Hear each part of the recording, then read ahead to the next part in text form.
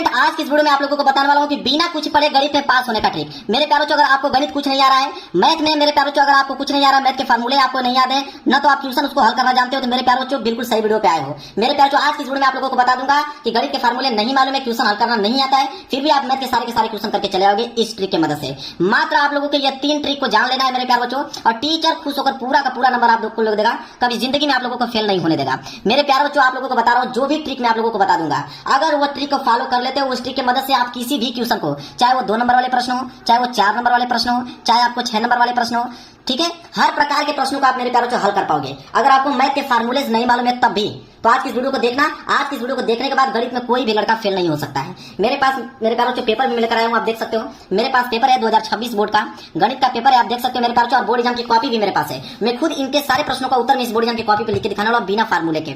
आपको यकीन मानिए मेरे प्यारों, वीडियो को लास्ट तक अगर आप देख पाओगे तो आपको इतना ज्यादा कॉन्फिडेंस हो जाएगा कि आप गणित के किसी भी क्वेश्चन को आप आसानी से सॉल्व कर पाओगे। तो चलिए हम लोग स्टार्ट करते हैं। स्टार्ट करने से पहले कुछ चीजें मैं आप लोगों को बताना चाहूंगा।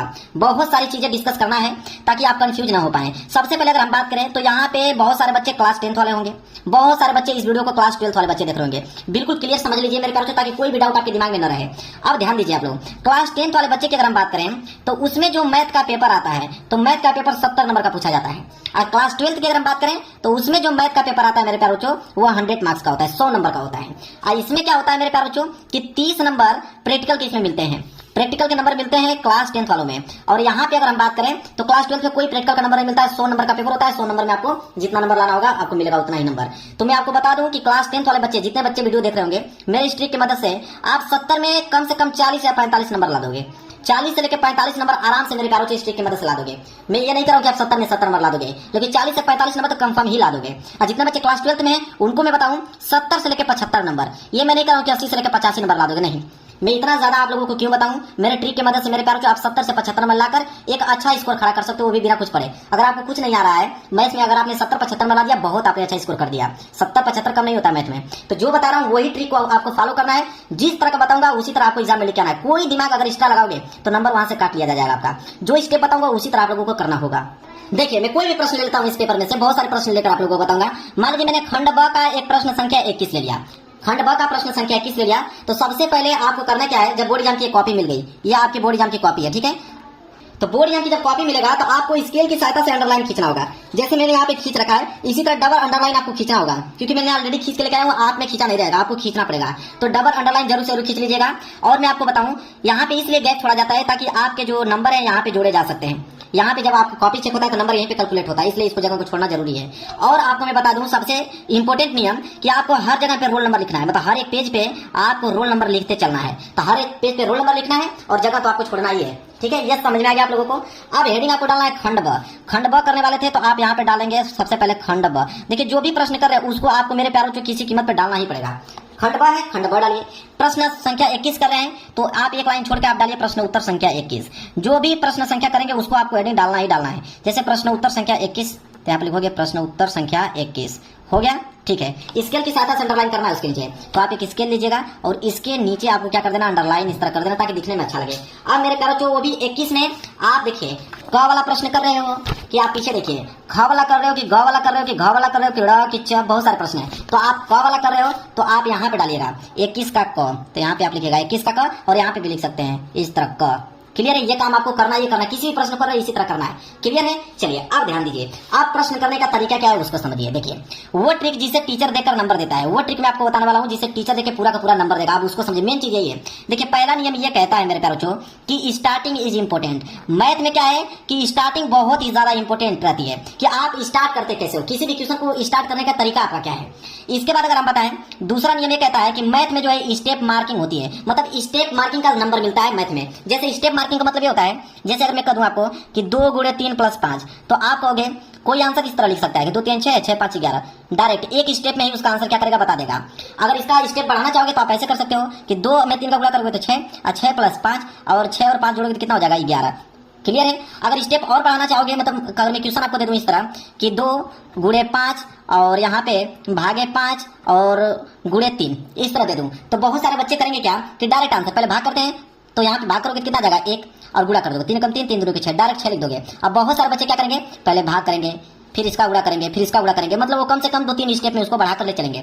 तो मैंने ये समझाने का मकसद था कि स्टेप मार्क क्या होता है। तो स्टेप मतलब उसको आप जितना बढ़ा चढ़ाकर स्टेप कर सकते हो, स्टेप मार्किंग पे नंबर मिलता है। इसके बाद प्रश्नानुसार, आपको जब हल कर रहे हो कोई भी प्रश्न तो प्रश्नानुसार क्या है उसको सारी चीजें मेंशन करना, उसमें दिया है उसको भी लिखना है, चिन्हों का प्रयोग आपको करना है। इसके बाद किसी भी प्रश्न को छोड़ो मत। अगर इतना चीज अगर आपने जान गया तो समझिए कि आपको गणित में कोई फेल नहीं कर सकता है मेरे प्यारे बच्चों। जितना नंबर में बोला उतना नंबर लेकर आओगे। तो ये सारी चीजें आपने समझ लिया। अब देखिए प्रश्न करने का तरीका क्या है। अब हम क्या करेंगे, प्रश्न को हल करेंगे। प्रश्न को आ नहीं रहा है, उसको हमें हल करना है। देखिए तरीका क्या है उसका। तो अब यह प्रश्न आपके पास है। प्रश्न हम एक बार पढ़ते हैं। कह रहा है कि एक घन का आयतन 1331 सेंटीमीटर क्यूब है, इसकी प्रत्येक भुजा ज्ञात कीजिए। प्रश्न कितने नंबर के लिए, 2 नंबर के लिए दिया है। अब देखिए इसको कैसे हल करोगे। सबसे पहले मेरे प्यारे बच्चों आपको करना क्या है कि सबसे पहले लिखना है यहाँ पे हल। यहाँ पे क्या लिखोगे, हल लिखोगे। हल में लिखने के बाद सबसे पहली जो हेडिंग होनी चाहिए आपको वो होना चाहिए दिया है। क्या क्या दिया है उसको लिखना है।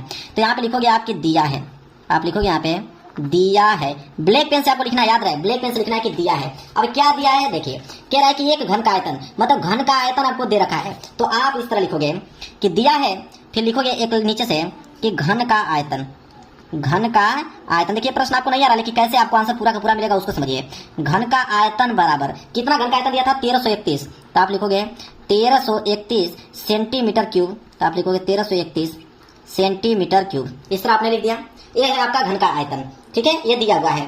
अब देखिए अब क्या लिखोगे अगला कि ज्ञात करना है। क्या बोला है कि इसकी प्रत्येक भुजा ज्ञात कीजिए। अब आप लिखो ज्ञात करना है, नीचे लिखोगे ज्ञात करना है। अगली हेडिंग क्या रहेगी, ज्ञात करना है। 2 चीज लिखना है, क्या दिया है और क्या ज्ञात करना है।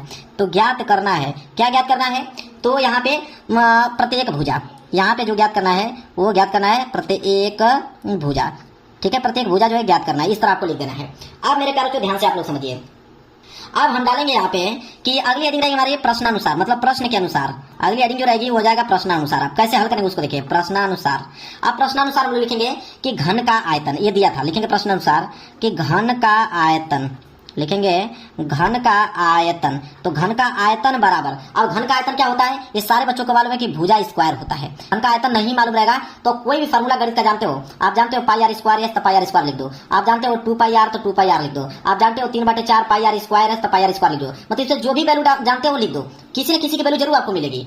जो बता रहा हूँ वही नियम आप फॉलो करो। तो घन का आयतन कितना दिया है, तो घन का आयतन तो आपको ऑलरेडी दे रखा है कितना, 1331। तो 1331 बराबर आयतन है ना, भुजा स्क्वायर नहीं होता, भुजा क्यूब होता है। यहाँ पे लिखिए भुजा क्यूब, ठीक है। क्या होगा, भुजा क्यूब होता है इसका, भुजा स्क्वायर नहीं, क्योंकि आयतन है तो यहाँ पे क्यूब होता है। अब भुजा क्यूब दिया हुआ है तो भुजा को हम लोग मान लेंगे ए। यहाँ क्या लिखेंगे, भुजा को हमने ए मान लिया था, ये हो जाएगा आपका ए क्यूब। अब यहाँ पे क्वेश्चन में आप लिख देना कि भुजा, लिखेंगे कि भुजा बराबर ए, मतलब भुजा को हमने क्या माना है, ए माना है, इसलिए भुजा की जगह हमने ए लिख दिया। अब ध्यान दीजिए यहाँ पे ए क्यूब में है, अगर मैं यहाँ पे सिर्फ ए की वैल्यू निकालूं तो ए अगर निकालूंगा तो क्यूब में उधर जाएगा तो आप क्यूब रूट हो जाएगा, मतलब घनमूल हो जाएगा। तो ये हो जाएगा आपका 1331 जो है मेरे प्यारे बच्चों किस में हो जाएगा, घनमूल में हो जाएगा। यहाँ पे 3 लिख दीजिएगा, घनमूल हो जाएगा।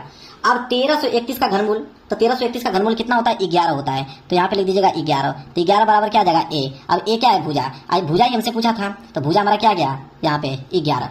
क्वेश्चन में क्या पूछा था कि प्रत्येक भुजा क्या होगी, तो प्रत्येक भुजा क्या हो जाएगी 11। यही हो गया मेरे प्यारे बच्चों, यहाँ पे क्या हो जाएगा आप लोगों का आंसर हो जाएगा।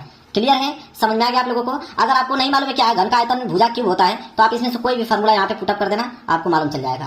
क्लियर है, चलिए आप देखिए इस तरह अगर आप लगाते हो तो आपको पूरे के पूरे नंबर मिलेगा। चलिए अगला प्रश्न में करके दिखा देता हूँ आप लोगों को। जैसे खबर है कि यदि द्विघात समीकरण x square plus 3x minus p बराबर 0 का एक मूल 2 हो तो p का मान ज्ञात कीजिए। 2 नंबर के लिए इसका भी मैं आप लोगों को बता दूं कैसे इसको हल करेंगे।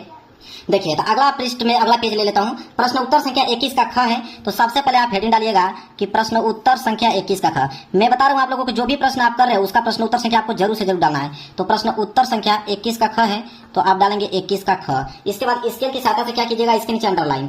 तो स्केल की सहायता से यहाँ पे आपको करना है मेरे प्यारों, अंडरलाइन। अंडरलाइन आपने कर दिया। इसके बाद देखिए क्या लिखोगे यहाँ पे, हल। यहाँ पे क्या लिखोगे, हल। अब हल में क्या लिखना है आपको, दिया है। तो पहले क्वेश्चन पढ़ते हैं। तो क्वेश्चन में लिखा है कि द्विघात समीकरण आपको दे रखा है तो लिखेंगे दिया है। तो दिया हम लोग लिखेंगे ब्लैक पेन से। तो यहाँ लिखेंगे कि दिया है। अब क्या दिया हुआ है, द्विघात समीकरण। तो यहाँ पे लिखेंगे कि द्विघात समीकरण, जो चीज दिया है उसको आपको पूरा सेम टू सेम आप लोगों को उतारना है। द्विघात समीकरण, द्विघात समीकरण दिया हुआ है। कितना दिया हुआ है देख लीजिए आप, x square plus 3x minus p बराबर 0। तो आप लिखोगे x square plus 3x minus p बराबर 0। ये आपको द्विघात समीकरण दे रखा है, ठीक है। और साथ ही साथ एक मूल भी दे रखा है तो उसके नीचे लिखेंगे कि एक मूल भी दिया है। एक मूल बराबर कितना दिया हुआ है, 2 दिया हुआ है। अब ज्ञात करना है, यहाँ पे लिखेंगे अगली हेडिंग रहेगी हमारी ज्ञात करना है। अगली हेडिंग रहेगी हमारी ज्ञात करना है। क्या ज्ञात करना है, तो इसमें बोला है कि p का मान, तो लिखेंगे p का मान। p का मान क्या करना है, ज्ञात करना है। क्लियर है। चलिए अब देखिए इसको कैसे हल करोगे, अगर आपको नहीं आ रहा है तो मैंने क्या बताया, सबसे पहले हम डालेंगे प्रश्नानुसार। सबसे पहले हमारी क्या रहेगी, प्रश्नानुसार। तो हमने प्रश्नानुसार यहाँ पे हेडिंग बना लिया।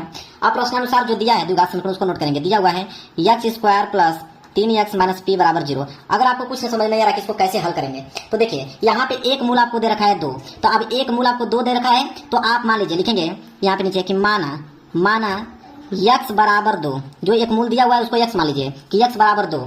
अब यहाँ पे लिख दीजिए कि x का मान, यहाँ पे लिखिएगा x का मान समीकरण में रखने पर, मतलब द्विघात समीकरण पर रखने पर, x का मान द्विघात समीकरण में रखने पर, द्विघात समीकरण पे रखने पर अब रख दीजिए x का मान।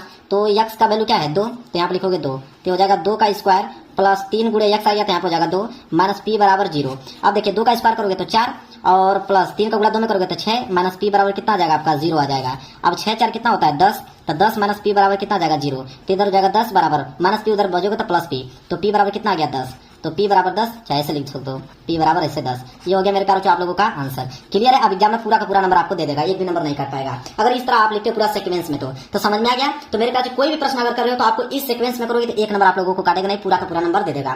तो वीडियो पसंद आए तो वीडियो को लाइक कर देना, चैनल पर नए और चैनल को जरूर सब्सक्राइब करना। मिलेंगे एक प्यारे से नेक्स्ट वीडियो में, तब तक के लिए धन्यवाद।